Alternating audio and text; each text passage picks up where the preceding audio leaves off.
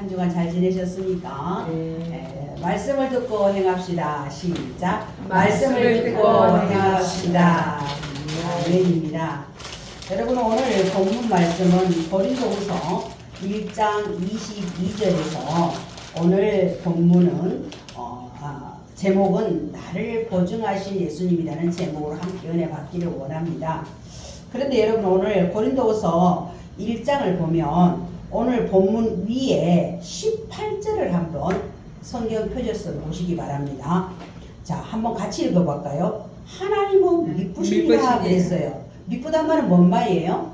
믿을만하다 이 말입니다. 자, 그런데 우리가 너희에게 한 말은 이해하고 아니라 하면 없노라 이랬습니다.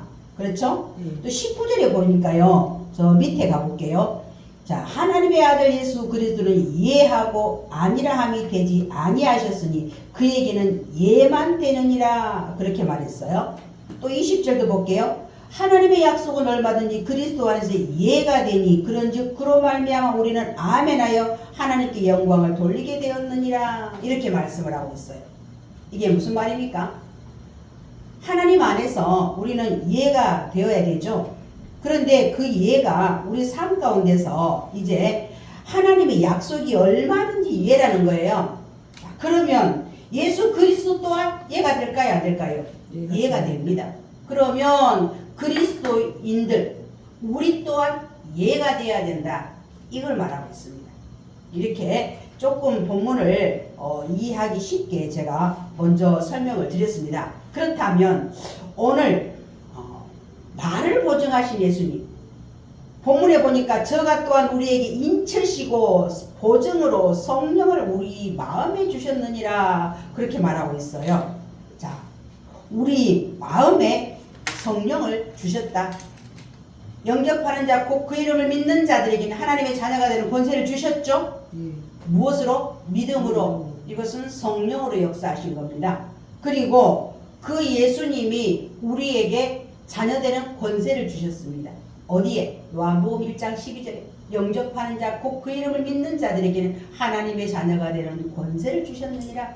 이게 어떤 능력으로? 성령의 능력. 성령의 인치심으로 우리에게 영원한 생명을 주시고 하나님 자녀되는 권세를 주셨다는 것입니다. 여러분, 인생을 살다 보면 힘들고 어려워서 누군가의 도움이 필요할 때가 있습니다. 때로는 내가 도움을 줘야 할 때도 있습니다. 그래서 피차 우리가 서로 관계를 하면서 보증을 서주는 경우도 있고 보증을 요구할 때도 있다는 것입니다. 그런데 보증을 쉽게 서주는 애는 극히 드뭅니다. 아는 지인이나 친척에게 보증을 요구할 때도 있습니다. 그러나 이렇게 쉽게 보증을 서주는 것은 요즘 아무리 부모 형제라도 자식이라도 잘 안 써주는 것이 보증입니다. 성경에도 보면 남의 빚에 보증하지 말라고 되어 있습니다. 잠언 22장 26절에 보면 너는 사람으로 더불어 손을 잡지 말며 남의 빚에 보증되지 말라고 분명히 말씀하고 있습니다. 이것을 통해서 사람 관계가 깨어지기 때문에 그렇습니다. 보증한다는 것은 어떤 사물이나 사람에 대하여 틀림이 없음을 증명하고 책임진다는 의미가 있습니다. 법률적 의미로는 채무자가 채무를 이행하지 아니할 경우 채무를 대신하여 이행할 것을 책임진다는 것을 말하고 있는 거죠. 이게 상당히 무거운 겁니다. 그래서 이 보증에는요 두 가지가 있습니다. 어떤 보증이 있냐면요, 첫째는 채무 보증이 있고 둘째는 신용 보증이 있습니다. 이 채무 보증은요 충분한 신용이 담보가 없을 때 돈을 빌려줄 수 있을 그런 능력이 없을 때 제3자가 그 채무에 대해서 내가 책임질게요. 이 사람한테 돈 빌려주면 이 사람이 못 갚으면 내가 책임질게요 라고 하는 것이 바로 채무보증입니다. 그렇다면 신용보증은요? 신용보증은 이 사람을 써야 되겠는데 이 사람에 대해서 내가 잘 몰라. 그런데 이 사람에 대해서 내가 보증해 줄게요. 이 사람 정말 확실한 사람입니다. 사장님이 써도 괜찮습니다. 이 회사에서 이 사람을 써도 됩니다. 라고 보증해 주는 것이 바로 신용보증이라는 것입니다. 그렇다면 채무에 관한 보증이든 신원에 관한 보증이든 요구에 대한 합당한 보증을 받았다면 그 사람은 채무에 대해서 자유한 사람이 되는 겁니다. 신원에 있어서는 회복된 사람, 다시 말해서 온전한 사람이라는 거예요. 왜요? 든든하게 보증이 되어주는 사람이 있기 때문에 그렇습니다. 세상 만물의 주인이요 우리의 생명의 주인이신 하나님은 우리 인간을 대표한 아담에게 말입니다. 정령 죽으리라 이렇게 말씀했어요. 그런데 이 죽음의 선포가 아담에게 그냥 죽으리라 했습니까? 하나님의 명령을 어겼을 때 그랬잖아요. 에덴 동산에서 모든 것을 다 자유하게 누리며 살도록 만들어줬고 딱 저거 하나만 따먹지 말라고 했는데 그 따먹지 말라고 하는 것은 하나님의 명령을 말하는 겁니다. 하나님의 말씀에 순종을 의미하는 겁니다. 그런데 어때요? 뱀이 와서 유혹하니까 그 유혹에 넘어가서 정말 이러면서 하나님과 같이 되고 싶은 그 욕망 때문에 범죄한 겁니다. 그럴 때에 하나님께서 너는 정령 죽으리라 이렇게 말씀하셨어요. 그런데 이 정령 죽으리라 불순종에 대한 이 말씀은 두 가지로 우리가 볼 수 있습니다. 육체의 죽음과 영의 죽음을 말할 수가 있습니다. 그렇다면 우리는 죽음 이후에 영이 분리되어 하늘로 올라가고 육체는 흙으로 돌아가는 것을 우리는 죽음이라고 말합니다. 육체의 죽음입니다. 다른 하나는 영의 죽음인데 영은 생물학적 죽음이 아니라 하나님과의 단절을 다시 말해서 멸망을 의미하는 것이 영적 죽음입니다. 아담이 범죄함으로 반드시 죽어야 했고 흙으로 돌아가야만 했습니다. 저와 여러분 또한 죽으면 반드시 흙으로 돌아갑니다. 로마서 6장 23절에 죄의 삭은 사망이라고 되어 있습니다. 이것은 하나님의 공의입니다. 그러나 육체의 죽음은 하나님의 심판이 아닙니다. 육체의 죽음은 하나님의 심판에 이르는 하나의 과정일 뿐 죄에 대한 온전한 심판은 영혼에 대한 심판이 있다는 것입니다. 한 번 죽은 것은 사람에게 정하신 것이라고 히브리서 9장 27절에 분명히 말씀되어 있고요. 죽음 이후에는 반드시 심판이 있다라고 기록되어 있습니다. 우리는 이 영혼의 심판 앞에 와 있습니다. 법정에 가면 재판을 앞둔 자들이 돈을 주고 유명한 변호사를 선임하는가 하면 노심초사하면서 법정에서 판결을 기다립니다. 그런데 우리는 자신이 죄인이었음을 알지도 못한다는 것이 문제가 있거든요. 우리가 죄인인데도 죄인인지 알지 못한다는 겁니다. 하나님 앞에 어떤 죄를 지었는지 전혀 의식하지 않고 살아가고 있다는 것입니다. 그러므로 예수께서 십자가에 죽으신 의미를 제대로 모른다는 것입니다. 죄를 지은 사람만이 그 죄를 아는 사람만이 판결을 기다릴 뿐만 아니라 그 판결의 무게감을 안다는 것이죠. 그런데 우리는 예수께서 십자가에 죽으신 의미를 모르는 이유가 내가 죄인인지도 모르고 살고 있다는 사실입니다. 우리는 장차 있을 영혼의 심판을 의식하고 살아야 됩니다. 그래서 예수님은 마태복음 10장 28절에서 이르기를 몸은 죽어도 영혼은 능히 죽이지 못하는 자들을 두려워하지 말고 오직 몸과 영혼을 능히 지옥에 멸하시는 자를 두려워하라 이렇게 말씀하고 있습니다. 그러므로 죄에 대한 하나님의 심판은 인간의 육신의 죽음에 있는 것이 아니라 죽은 후에 심판이 우리 안에 있다는 것을 분명히 말해주고 있습니다. 이것은 육신의 심판이 아니라 영혼에 대한 심판을 말하고 있습니다. 우리는 하나님 앞에 거룩한 자로 있어야 할 자들인데 죄를 범함으로 거룩하신 하나님께 엄청난 잘못을 했음에도 불구하고 하나님 앞에 설 수 없는 무지한 존재임에도 불구하고 그 사실을 모르고 산다는 것입니다. 우리같이 이 무지한 자들이 참으로 우리 인생에 있어서 우리의 존재가 추락할 대로 추락했습니다. 하나님 앞에 설 수 없고 무가치한 우리 인간이 하나님 앞에 온전하여지려면 어떻게 하면 될까요? 하나님이 인정하실 만한 온전하신 이가 하나님 앞에 설 수 있는 우리에게 보증이 되어 주셔야 됩니다. 무가치한 우리를 보증해 주심으로 말미암아 우리가 하나님 앞에 온전히 설 수 있다는 것입니다. 내가 죄인인지도 모르고 어떤 죄를 짓고 사는지도 모르고 이렇게 무가치한 우리, 무지한 우리를 죄가 없이 온전하신 분이 우리를 보증해 줄 수 있어야 우리가 하나님 앞에 설 수 있다는 것입니다. 그런데 누가 우리를 보증해 준단 말입니까? 죄인 된 우리의 보증은 피로 보증해야 하는 것입니다. 그 피는 죄 없는 자의 피여야 합니다. 우리가 옛날 교과서에서 배운 이야기가 생각나지 않습니까? 까마득한 얘기인데요. 기원전 4세기경에 고대 그리스에서 피시아스라는 젊은 학자가 당시 시라쿠스 왕 디오니스라는 이 폭군 왕이 있었어요. 그런데 이 왕이 피시아스라는 사람을 반역자라고 사형에 처하게 됐습니다. 이 학자를 말입니다. 사형을 언도받은 이 학자 피시아스는요, 사형을 당하기 전에 노모, 늙으신 부모님을 한 번만 보게 해달라고 이 왕에게 사정을 합니다. 물론 왕은 부모님께 인사하러 간다고 가고 난 다음에 돌아오지 않을 것이 너무나 분명하다고 생각해서 절대로 그를 보내지 않습니다. 그러니까 이 디오니스 왕은 그럼 돌아올 수 있다는, 무엇으로 증명할래? 무엇으로 나에게 보증을 할래? 라고 물어요. 그랬더니 이 광경을 지켜보고 있던, 이 재판을 지켜보고 있던 피시아스의 친구, 이 친구가 디몬이라는 친구가 있었는데요. 이 친구가 나섭니다.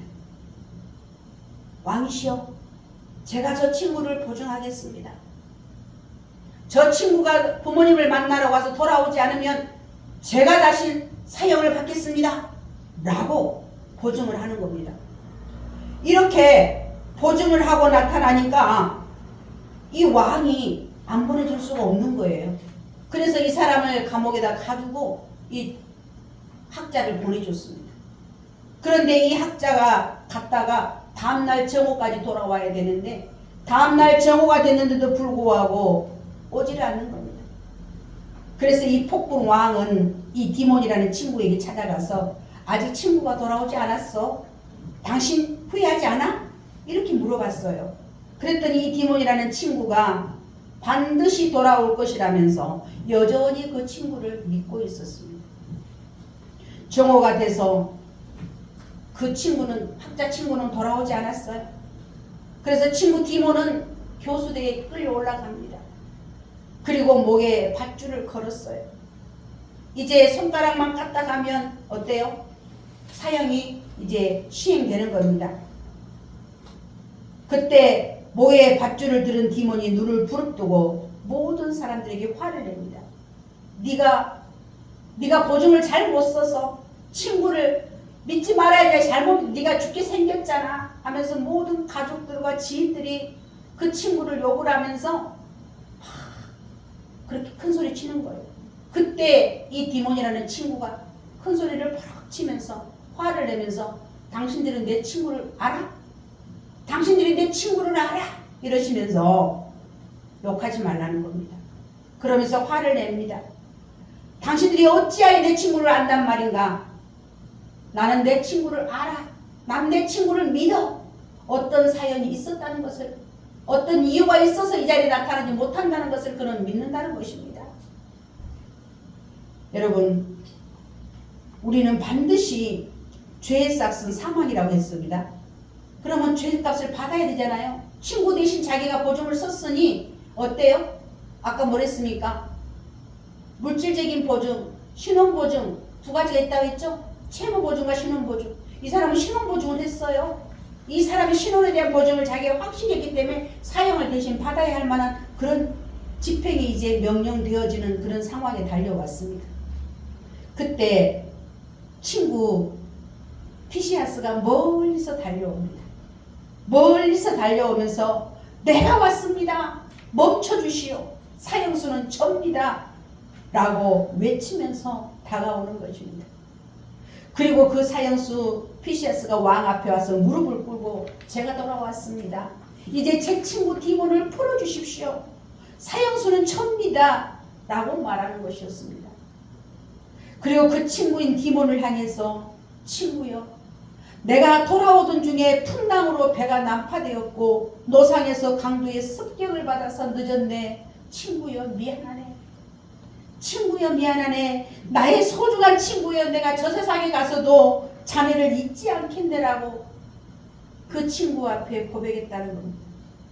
이 광경을 지켜보고 있던 모든 사람, 그 친구를 비웃었던 모든 사람들이 그들의 눈앞에서 눈물 한 방울도 흘리지 못하면서 담담히 지켜보고 있었다는 것입니다.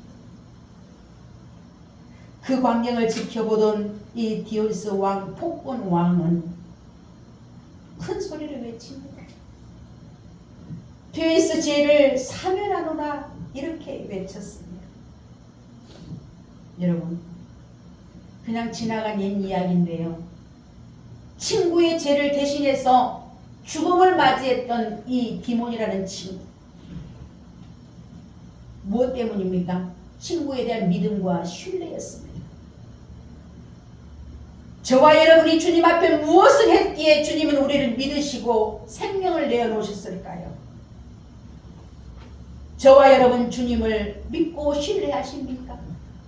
우리 주님은 우리에게 생명을 아낌없이 내어주시면서 내가 사랑하는 내 자녀라고 말씀하시면서 내가 저 사람 대신, 내가 양덕이 대신, 우리 영섭이 대신 내가 십자가 지겠느라고, 내가 죽음을 맞이하겠느라고 이렇게 외치시면서 십자가를 지신 분이 바로 예수 그리스도라는 겁니다.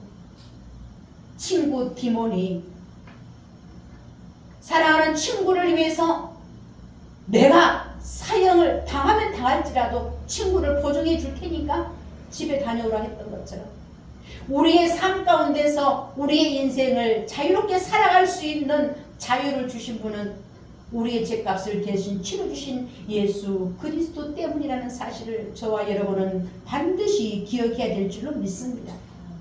끝까지 믿는 믿음.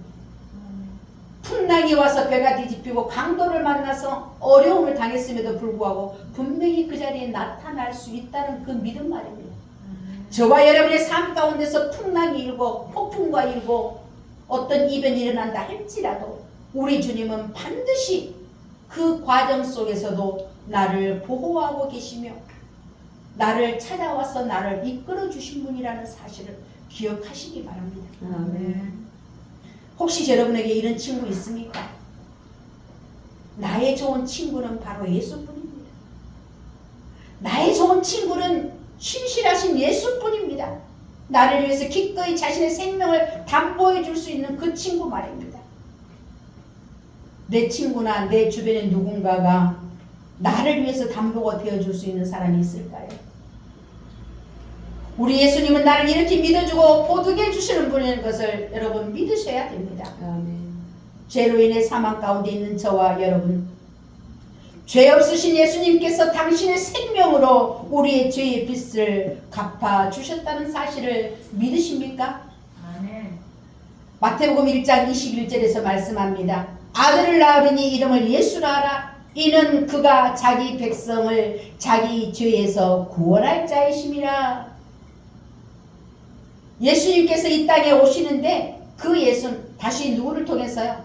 마리아가 아들을 낳았어요. 성령으로 동령녀 마리아에게서 태어나게 만드셨어요. 그런데 성경에서 예언하기를 아들을 낳으리니 그 이름을 예수라 하라 했어요.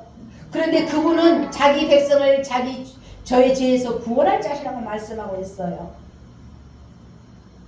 히브리서 10장 10절에는 이렇게 말씀합니다. 예수 그리스도의 몸을 단번에 드심으로 말미암아 우리가 거룩함을 얻었노라. 우리는 예수 그리스도의 은혜로 죄의 빛을 탕감받았습니다. 그러므로 요한복음 8장 32절에 진리를 알지니 진리가 너희를 자유케 하리라. 우리는 죄에서 자유된 몸입니다.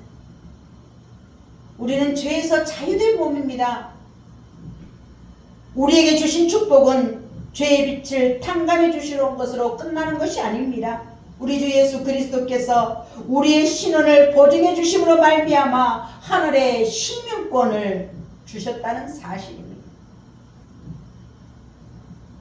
영접하는 자 곧 그 이름을 믿는 자들에게는 하나님의 자녀가 되는 권세를 주셨다 했어요. 그러면 하나님에 계신 그 나라에 갈 수 있는 시민권, 자녀된 권세를 얻었다는 것입니다. 사도 바울은 빌립보서 3장 20절에서 말씀하시기를 오직 우리의 시민권은 하늘에 있는지라 거기로부터 구원하는 자 곧 예수 그리스도를 기다리려다 이렇게 말하고 있습니다. 우리 땅에 속한 사람 아닙니다. 저와 여러분 하늘에 속한 사람입니다. 우리는 예수님의 그 거룩하신 피로 말미암아 우리를 신원을 보증해 주심으로 말미암아 하늘의 시민권자가 되었다는 사실을 믿으시기 바랍니다. 거룩한 하나님의 나라에서 쓸모없는 우리가 아니라는 것입니다. 거룩한 하나님의 나라에 누가 될 수밖에 없는 우리가 아니라는 것입니다. 예수 그리스도로 말미암아 우리의 죄의 빛을 탕감해 주심으로 말미암아 하나님 나라의 시민권이 되었고 당당하게 하나님 나라의 시민권으로서 하나님 나라에 갈 수 있게 되었다는 사실입니다. 여러분 대한민국 국민에게는 부여되는 것이 있습니다. 민증이 있죠. 대한민국 국민이라는 주민증 말입니다. 그리고 또한 우리 대한민국 국민이라면 복지가 아주 자유롭게 되어 있습니다. 복지 그거 노령요금이 몇 살부터 나오는지 모르겠지만 그거 나온 지 얼마 안 됐어요. 그죠? 그 65세부터 나오는 거예요? 만 65세예요? 그렇구나. 저도 곧 탈 때가 됐네요. 아 연금 받으니까 재밌더라고요. 네, 연금 받으니까 말이에요. 그거 얼마 되는 것 같지 않지만 그래도 전 옛날에 직장생활하다가 했던 것들이 이렇게 멈춰 있어 갖고요. 우리 애들이 이렇게 한꺼번에 돈 얼마 내야 받을 수 있어요. 그런데 제가 포기하려고 했는데 아이들이 이걸 해줬어요. 이것보다 더 큰 거는 큰 용돈은 없다는 거죠. 그런데 한 2년 3년 받았는데 제가 알기로는 한 1,000만 원 이상 낸 걸로 아는데요. 벌써 한 4,500을 받았더라고요. 2, 3년 동안에 말입니다. 그럼 어때요? 이보다 더 큰 적금이 어디 있어요? 이보다 더 큰 용돈이 어디 있어요? 와 이게 이런 게 있구나. 노령연금도 말이에요. 자녀들을 의지하지 않고도 살아갈 수 있는 연금이 될 수 있겠죠. 그렇다면 노령연금과 국민연금이 보태지면 좀 더 어때요? 근데 노령연금은 못하는 조건도 있습니다. 고가 고시 가격으로 재산이 5억이 넘어가면 그거 못 받습니다. 그런데 못 받아도 5억이 넘어가서 풍성하게 쓸 수 있으면 그게 더 좋겠고 어떤 우리 권사님은 아파트를 담보해서 매월 50만 원씩 받아 쓰더라고요. 자기 죽을 때까지 그 집을 걸어놓고 매월 남으면 집값보다 남으면 자녀에게 상속이 되고 안 남으면 어때요? 죽을 때까지 주는 거예요. 은행이 손에 보낸 거예요.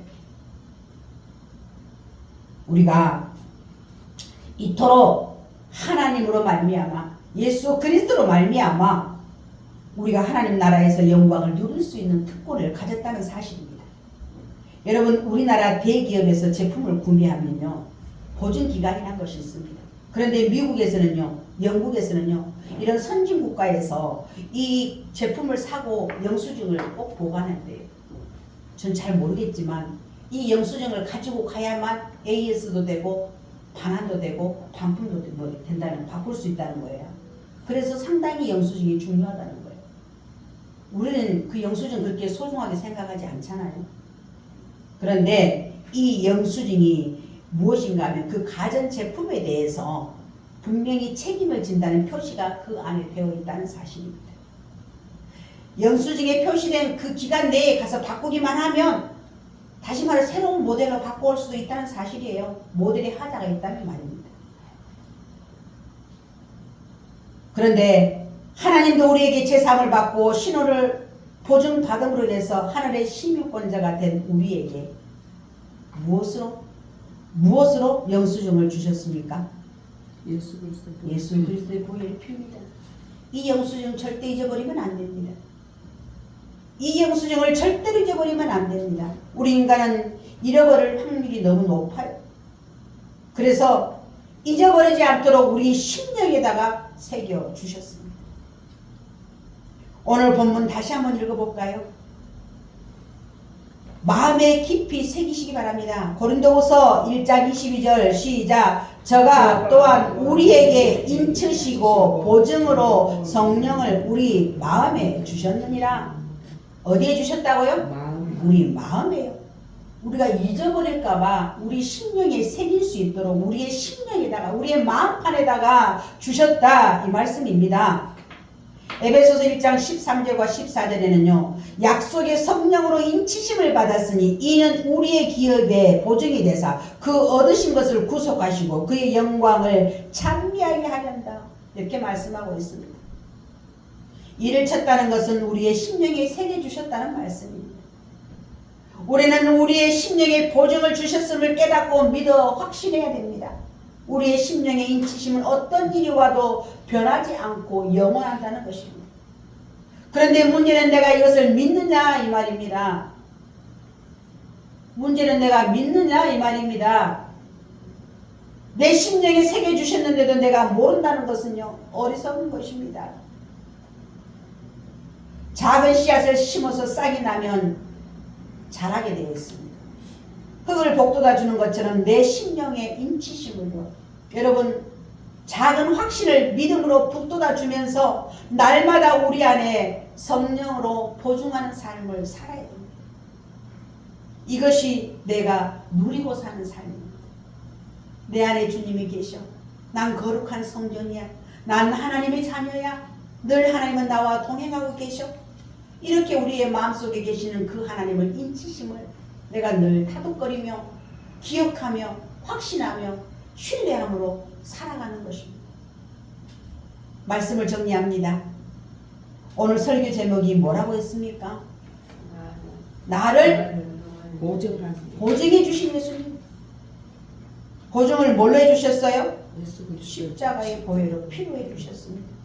보증에는 두 가지 보증이 있다고 했습니다. 채무보증과 신용보증이 있다고 했습니다. 제가 신용보증에서 폭군 왕이 학자를 잡아넣어서 죽이려고 했을 때에 친구라는 사람을 통해서 어떻게 해요? 믿음으로 신뢰함으로 멋진 모습을 보여주셨어요. 그 멋진 모습이 바로 예수 그리스도가 우리에게 보여주신 모습이라는 겁니다. 여러분 우리의 심령에 인치셨다는 사실은 그것을 기억하라는 것입니다.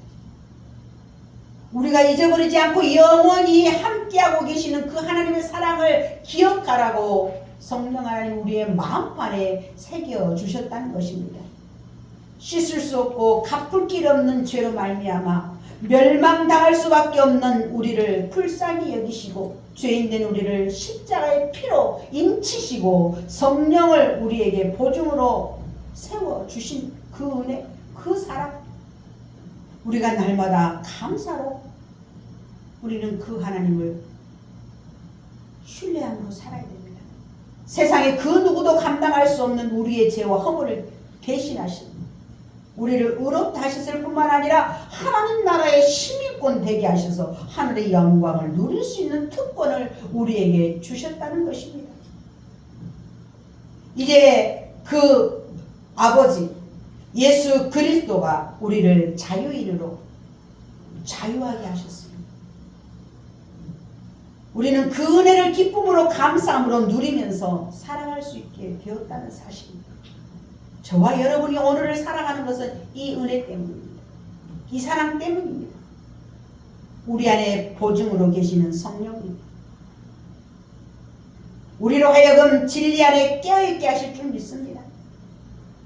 범사의 아름다운 열매를 맺게 하실 줄 믿습니다.